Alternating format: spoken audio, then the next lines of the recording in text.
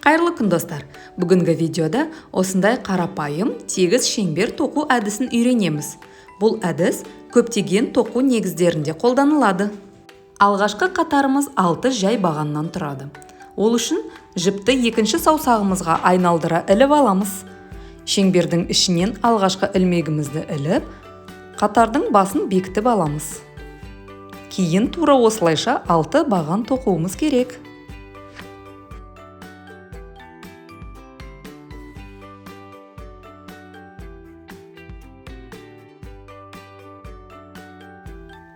Алтыншы бағанды тоқып алып, жіптің етегін барынша тартып, тоқуымызды дөңгелетеміз.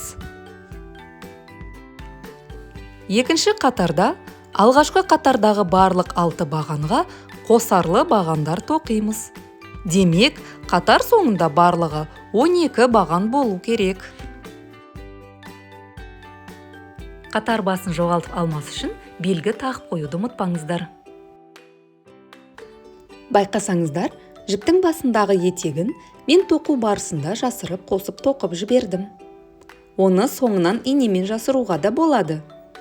Маған басында қосып тоқыған ыңғайлы. Тоқуды басынан аяғына дейін біркелкі, бір қалыпты тығыздықты ұстап тоқуға дағдыланыңыздар. Сонда тоқымамыз біркелкі, тегіс болып шығады.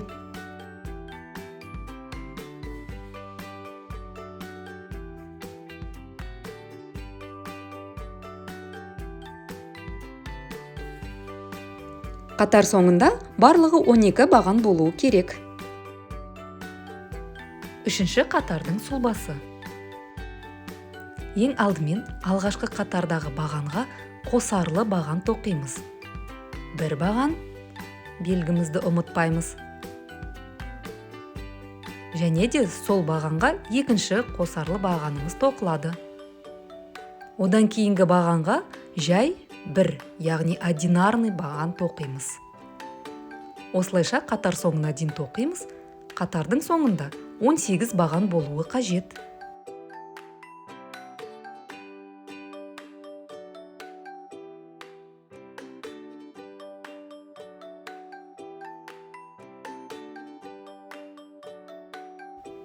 Қатарымыздың соңында барлығы 18 баған болды. Төртінші қатардың сұлбасы.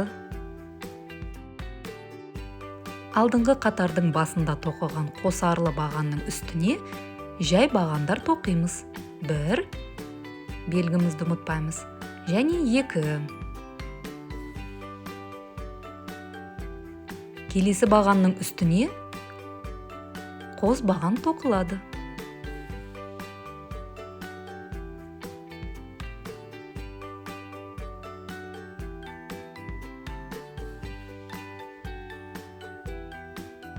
Осылайша қатар соңына дейін тоқып шығуымыз керек. Барлығы 24 баған болуы қажет.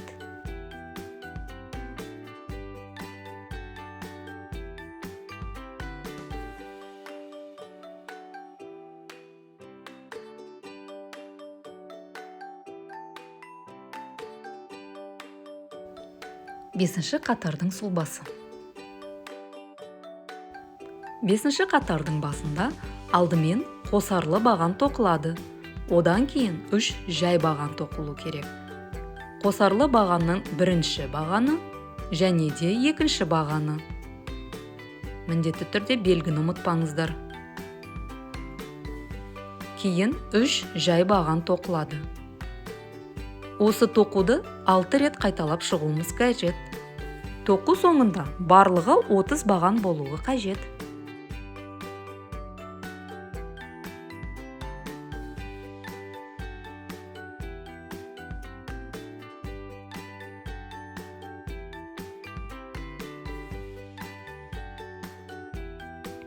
Алтыншы қатардың сұлбасы.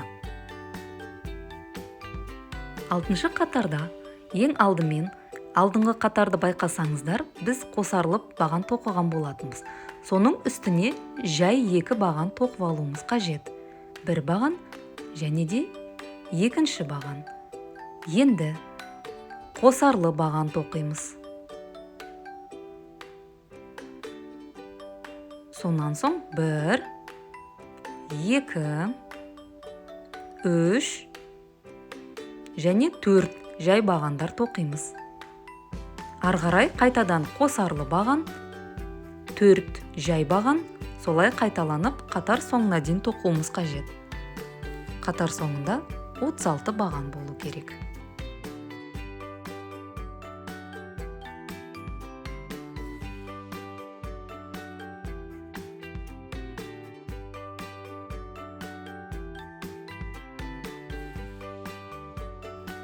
Қатардың соңындағы соңғы қосарлы бағандан кейін 2 жай баған тоқимыз.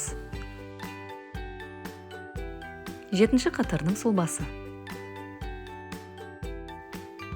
Қатар басында алдымен 4 жай баған тоқылуы қажет. 1,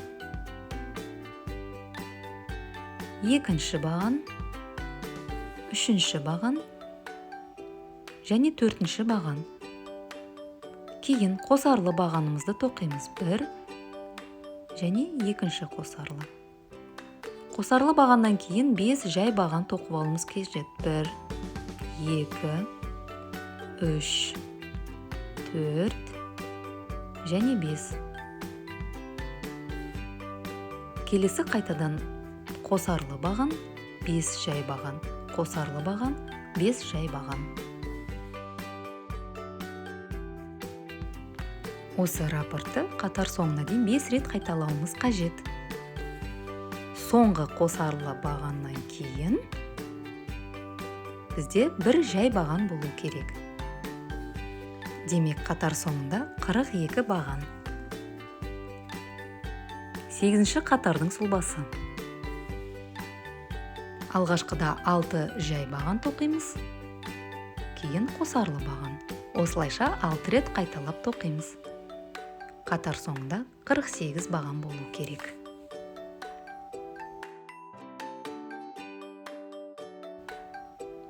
Байқап қарасаңыздар, алғашқы қатардағы қосарлы баған біткен нүктеден жаңа қосарлы баған тоқимыз. Осылайша 6 рет қайталап шығамыз. Қатар соңында 48 баған. 9-ші қатардың сұлбасы. 9-ші қатар қосарлы бағаннан басталады. Демек, 1-ші қосарлы және де 2-ші сол бағанға 2-ші қосарлы бағанды тоқып аламыз. Кейін 7 жай баған тоқимыз. Осылайша 6 рет қайталап, қатар соңында 54 баған болуы керек.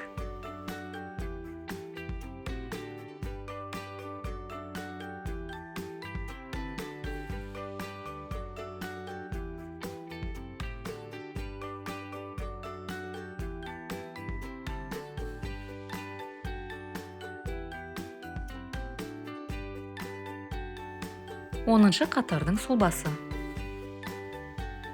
Тоқуымыз 2 жай бағаннан басталады. 1-ші жай баған, 2-ші жай баған. Келесі қосарлы бағанымызды тоқимыз. Кейін 8 жай баған тоқимыз. 1, 2, 3, 4, 5, 6, 7, 8. Кейін қосарлы баған тоқылады. Осылайша 5 рет қайталап шығамыз.